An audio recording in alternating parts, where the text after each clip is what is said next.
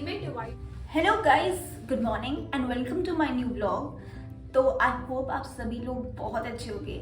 आज का व्लॉग काफ़ी इन्फॉर्मेटिव होने वाला है। आगे जो आप वीडियोस देखोगे वो काफ़ी इन्फॉर्मेटिव होने वाली हैं। इट्स रिलेटेड टू जो हम अपने घर में वेस्ट रखते हैं, जो कचरा रखते हैं, तो उसको कैसे हम सेपरेट करेंगे, कैसे हमें उसे सेग्रीगेट करना है। It's about that. और ये बहुत इम्पॉर्टेंट इसलिए है क्योंकि ये हमारे एनवायरनमेंट से जुड़ा हुआ है।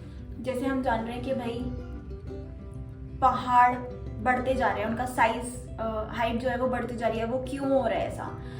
अर्थक्वेक सारे हैं, बिना वजह का मौसम चेंज, बारिश की जगह गर्मी आ जाती है। मतलब जब मौसम होता है बारिश का तब गर्मियाँ चल रही होती हैं, और जब गर्मी का मौसम होता है तब बारिश हो रही है। तो दिस इज़ वेरी डेंजरस। जो हमारा एनवायरनमेंट है वो काफ़ी ज़्यादा नुकसान कर रहा है और हमारी लाइफ स्पैन जो है वो कम होती जा रही है। और ये बहुत सच बात है। मैं आपको एक एग्जांपल दूंगी। There is a colleague in my office, his name is Karthik, and मेरा काफ़ी अच्छा फ्रेंड है वो। तो उत्तराखंड की हम बहुत सारी ऐसी वीडियोस देख रहे हैं। काफ़ी सारे ऐसे ब्लॉगर्स हैं जो उत्तराखंड में रहते हैं, हल्द्वानी, नैनीताल वगैरह इन साइड में रहते हैं। वो उसका बहुत ही ब्यूटीफाई वाला साइड दिखाते हैं। सब कुछ बहुत अच्छा हो रहा है वहाँ पे, मतलब सब वैसे दिखाते हैं। लेकिन कोई उसका वो साइड नहीं दिखाता जहाँ पर लोगों की लाइफ कितनी डेंजर में है।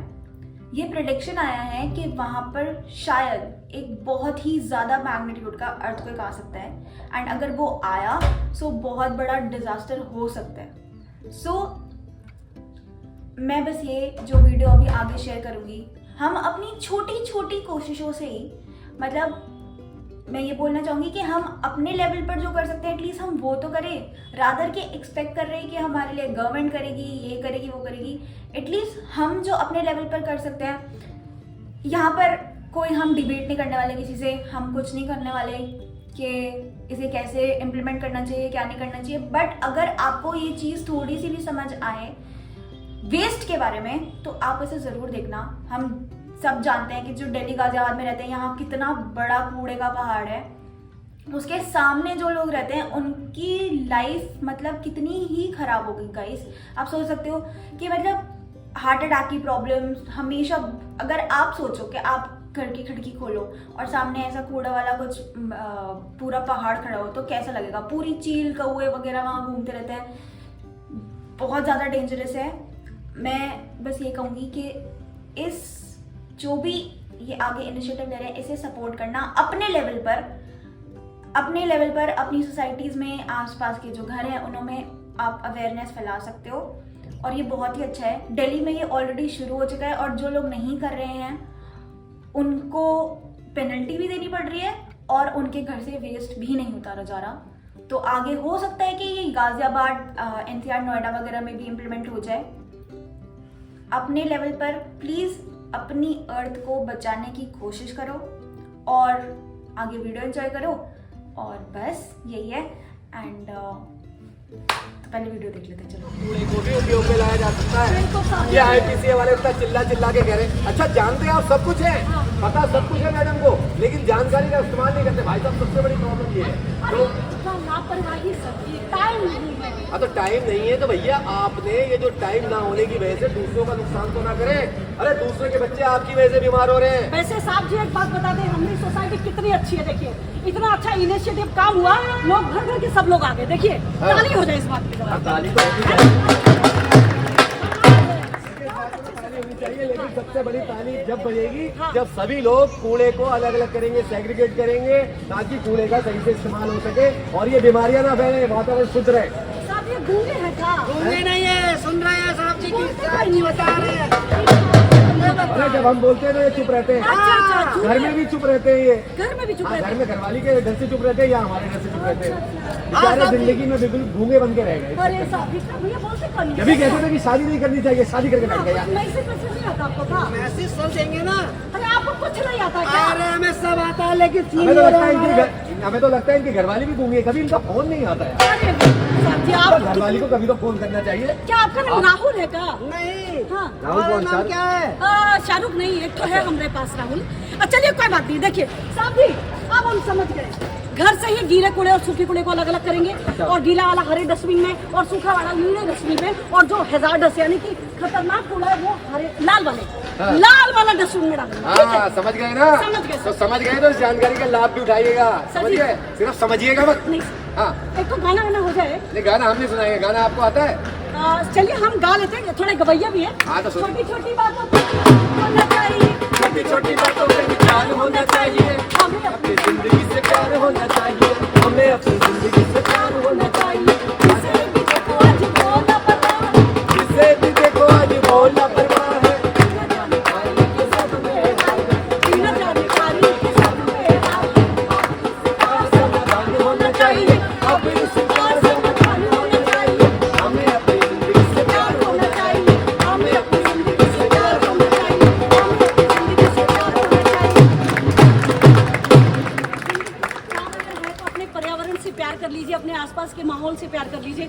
और वैसे भी एक बात आपको बता दूं मैं कि जो भी चीज़ें इंसान ने बनाई है, प्लास्टिक, रबड़, कांच, गत्ता, ये सब चीज़ें कभी भी गलती नहीं है। गत्ता छोड़ के ये सब चीज़ें कभी गलती नहीं है। और जो हमारी प्रकृति ने बनाया, खाना, अनाज, फल फूल, ये खा भी लेते हैं हम लोग, उसके बाद हमारी ज़मीन में भी समा जाता है और दोबारा से हमारे लिए तैयार हो जाता है। तो प्लीज़ इन चीज़ों का ध्यान रखें, घर से ही कूड़े को सेग्रीगेट करें। तो ये जो नाटक आपने देखा इसके लिए बहुत बहुत शुक्रिया। और एक छोटी सी वर्कशॉप है हमारी, प्लीज़ आप ज्वाइन करिए वर्कशॉप को। Thank you all.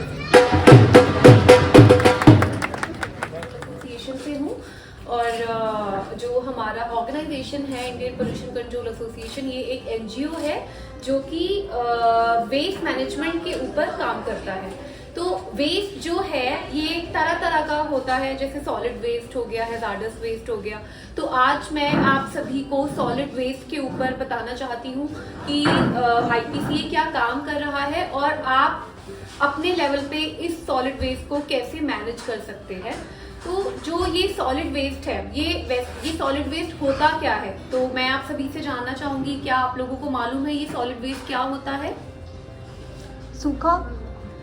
सूखा जो वेस्ट होता है, सूखा कचरा सॉलिड होता है। और ये बेसिकली कहाँ से निकलता है, जैसे हमारे सबसे पहले तो हमारे हाउसेस, जो हमारे जो घर हैं, सबसे पहले जो उसका सोर्स है जनरेशन का वो हमारे खुद के हाउसेस हैं। देन जो रेजिडेंशियल जो अदर कॉम्प्लेक्सेस हो गए, स्कूल्स हो गए, कॉलेजेस हो गए, जो हमारे रेस्टोरेंट्स हो गए, तो इन सभी से ये जो सॉलिड वेस्ट है ये जनरेट होता है। तो वेस्ट बेसिकली होता क्या है, जो चीज अनवांटेड हो जाए, जिसकी कोई लाइफ ना रह जाए, हम उसको थ्रो कर देते हैं।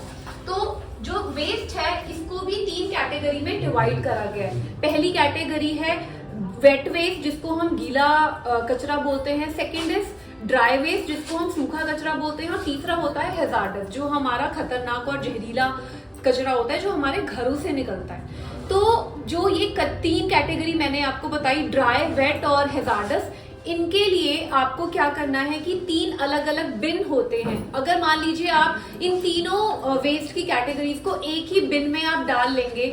मैं आपको एक छोटा सा एग्जांपल देना चाहूंगी। आप सभी लोग अपने घरों में, अपने किचन में मसाले यूज करते होंगे।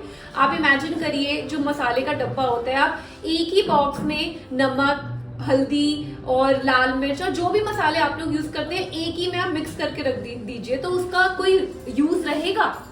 नहीं रहेगा। ऐसे ही आपकी वार्डरोब में अगर आप सारे कपड़े एक ही जगह मिक्स करके रख दीजिए, तो क्या आपको कितनी डिफिकल्टी होगी कि कौन सा कहाँ है। तो ऐसे ही अगर आप वेस्ट को, तीनों जो कैटेगरीज मैंने आपको बताई, वेट, ड्राई और हैजार्डस, आप इसको मिक्स कर देंगे, तो ये गवर्नमेंट के लिए, और जैसे हम लोग वेस्ट मैनेजमेंट के ऊपर काम करते हैं, हमारे लिए बहुत डिफिकल्ट है कि हम उस वेस्ट को कैसे ट्रीट करेंगे। तो सबसे पहले आप लोगों को क्या करना है, आप लोगों को इन तीनों कैटेगरीज के जो वेस्ट मैंने आपको बताए, वेट वेस्ट जिसको आपको हरे रंग के और जो ग्रीन कलर का डस्टबिन होता है आपको उसी के अंदर डालना है। जो मैंने आपको ड्राई वेस्ट बताया, क्या है बेसिकली, मतलब क्या आप बता सकते हैं कि ये वेट वेस्ट होता क्या है? और ये जो वेट वेस्ट के एग्जाम्पल्स हैं, any 5 examples I would like to know from your side. So any 5। Fruits, vegetables के पील्स जो होते हैं, चाय पत्ती, हम लोग क्या हो सकता है? हाँ, एक्सेस जी, एगशेल्स हो गए। और बिल्कुल सही आपने बताया। ये जो भी अभी आप लोगों ने बताया, वेजिटेबल्स, फ्रूट्स हो गए, चाय पत्ती हो गई, और कोकोनट शेल हो गया, नाखून हो गए, हमारे हेयर हो गए, ये सब हमारा जो है ये वेट वेस्ट और बायोडिग्रेडेबल जो होता है उस कैटेगरी में आता है। और वहीं पे अगर मैं ड्राई वेस्ट की बात करूं तो उसके क्या एग्जांपल्स होंगे, क्या आप लोग जानते हैं? जी बिल्कुल सही बताया आपने, प्लास्टिक करके कुछ बनाया जा सकता है। जी जी जी, अभी मैं उसी पॉइंट पे आगे आऊंगी कि वो कैसे होता है। तो जो ड्राई वेस्ट है इसमें बताया प्लास्टिक होता है, और क्या होता है ड्राई? पेपर, बिल्कुल सही, पेपर और पॉलिथीन, यस, रैपर्स हो गए, गिफ्ट पैला, वो जो जहरीला और जो खतरनाक वेस्ट है वो। अब इसमें क्या क्या आ सकता है? कांच, सिरिंजेस, डायपर्स हो गए, नैपकिन्स हो गए, केमिकल्स हो गए जो हम केमिकल्स यूज करते हैं, जैसे हम मॉर्टिन हो गया, ऑल आउट यूज करते हैं, बैटरीज हो गई, मेडिसिन, बिल्कुल सही बताया आपने, मेडिसिन जो एक्सपायर हो जाती हैं, पेंट्स हो गए, तो ये सब हमारा हैजार्डस में आता है। तो इसके लिए भी एक बिन है जो रेड कलर का होता है, तो हमें इस वाले वेस्ट की कैटेगरी को रेड कलर के बिन में डालना है। तो आज जो मैं आपके सामने आप लोगों को बताने जा रही हूँ, ये वेट वेस्ट के बारे में बताने जा रही हूँ कि IPCA, SBI cards and payment services limited and Ghaziabad Nagar Nigam ने मिलके जो है एक with the support of Ghaziabad Nagar Nigam, IPCA और SBI कार्ड ने एक इनिशिएटिव लिया है, और वो ये है कि जो वेट वेस्ट आपके घरों से निकल रहा है हम कैसे उसको डिसेंट्रलाइज्ड लेवल पर ट्रीट करें। अब ये डिसेंट्रलाइज्ड लेवल क्या है? डिसेंट्रलाइज्ड का मतलब होता है आप अपने ही लेवल पे, आप अपनी ही सोसाइटी में खुद से वो वेस्ट कैसे ट्रीट कर सकते हैं। बिकॉज जो किचन वेस्ट, जो वेट वेस्ट आपके किचन से, आपके घरों से जनरेट होता है, वो बेसिकली कहाँ जाता है? वो एंड अप होता है लैंडफिल्स में, जो आपने जैसे गाजीपुर लैंडफिल साइड यहाँ से दिखती भी है। तो बेसिकली आपको बहुत हैरानी होगी ये जानकर, जो गाजीपुर लैंडफिल साइट है, इवन अदर्स ऑल्सो, भलसवा हो गई और भी ओखला में है हमारी लैंडफिल साइट, तो इनकी जो गवर्नमेंट ने एक परमिसिबल लिमिट दी थी इसकी हाइट की, वो है 15 से 20 मीटर।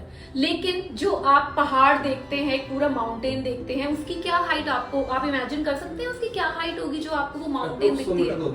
नहीं सर, 100 मीटर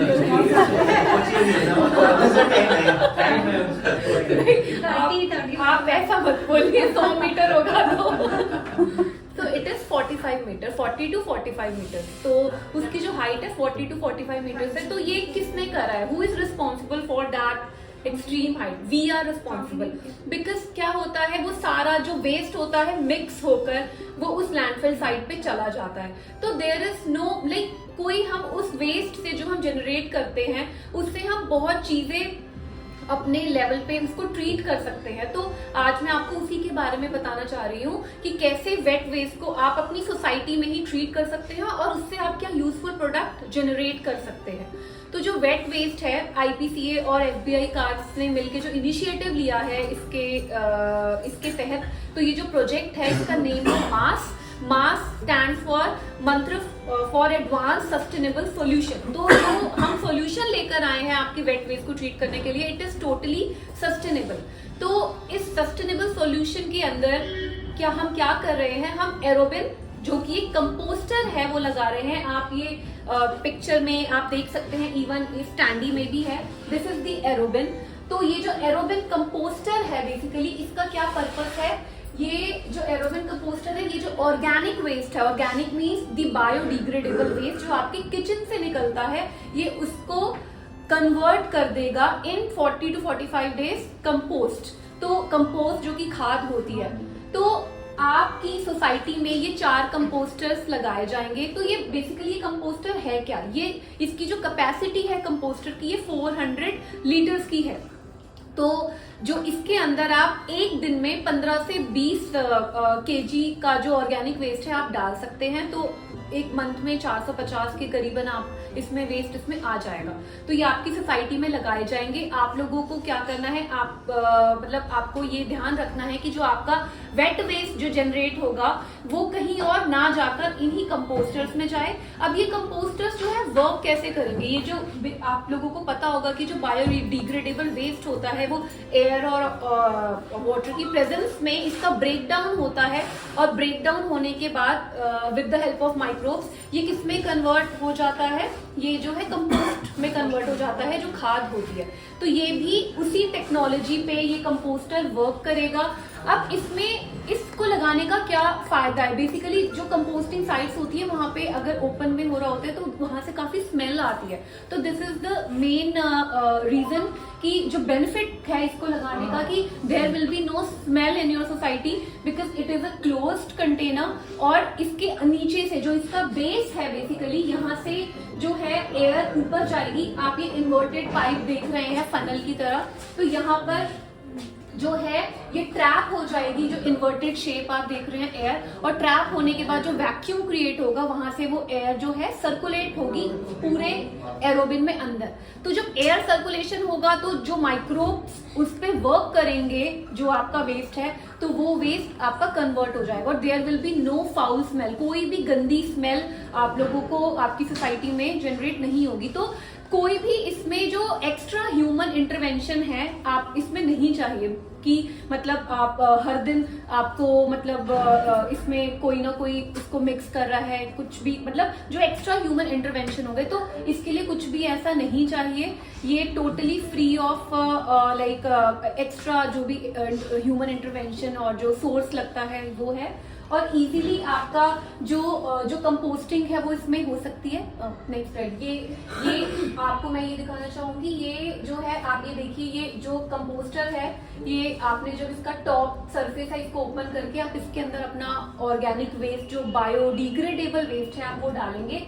और ये मॉनिटरिंग है कुछ लाइक वीकली और like twice in a week. तो इसकी मॉनिटरिंग होगी, जो हमारी वेस्ट मैनेजमेंट कमेटी बनेगी इसको ऑपरेशन एंड मेंटेनेंस के लिए, वो इसके ऊपर ध्यान रखेंगे कि इसमें सही तरीके से वेस्ट मटेरियल जा रहा है। और आप लोगों को इस बात का ध्यान रखना होगा कि इसके अंदर कोई भी हैजार्डस और जो ड्राई वेस्ट होता है जैसे कि आपका प्लास्टिक हो गया, मेटल हो गया, तो इस तरीके की कोई भी चीज ना आ जाए। बिकॉज ये इस तरीके की चीज अगर जाएगी तो इस टेक्नोलॉजी लाइक एरोबिन खराब भी हो सकता है। बिकॉज आपको लाइक अब ये सिर्फ बायोडिग्रेडेबल वेस्ट के लिए, तो only the biodegradable waste should go inside these composters. So ये आप देख सकते हैं कि आफ्टर 40 to 45 डेज वो जो वेस्ट है जो आपने डाला वो आपको वो हार्वेस्ट करा जाएगा। नीचे इसके 2 बेस होते हैं, आप ये देख सकते हैं, 2 चेम्बर एक्सेस है ये। यहाँ से नीचे से इसके जो है ये हार्वेस्टिंग होगी। तो जब हार्वेस्टिंग के बाद जो कंपोस्ट तैयार होगा उसको फिर सीव करा जाएगा और फिर सीव करके उसको जो है सनलाइट में उसको ड्राई करा जाएगा। और ड्राई करने के बाद आपको फाइन जो कंपोस्ट है आपको मिल जाएगी और वो कंपोस्ट आप अपनी सोसाइटी में, अपने हाउसेज में for the growth of plants आप वो यूज कर सकते हैं। सो आप ये देखिए कि आपके घरों से जो वेस्ट निकलता है उसी को यूज करके आप उससे क्या चीज बना सकते हैं। तो आपको इससे 2 बेनिफिट्स मिलेंगे। फर्स्ट इज कि आपको ऑब्वियसली कंपोस्ट मिलेगा। सेकंड इज कि आप एनवायरनमेंट के लिए आप अपना एक जो फुटप्रिंट है आप वो दे सकते हैं। बिकॉज कि इससे जो वेस्ट जनरेट होगा वो लैंडफिल में ना जाकर, कहीं और ना जाकर, वो आप ही की सोसाइटी में ट्रीट होगा और आपको उससे ये कंपोस्ट मिलेगा।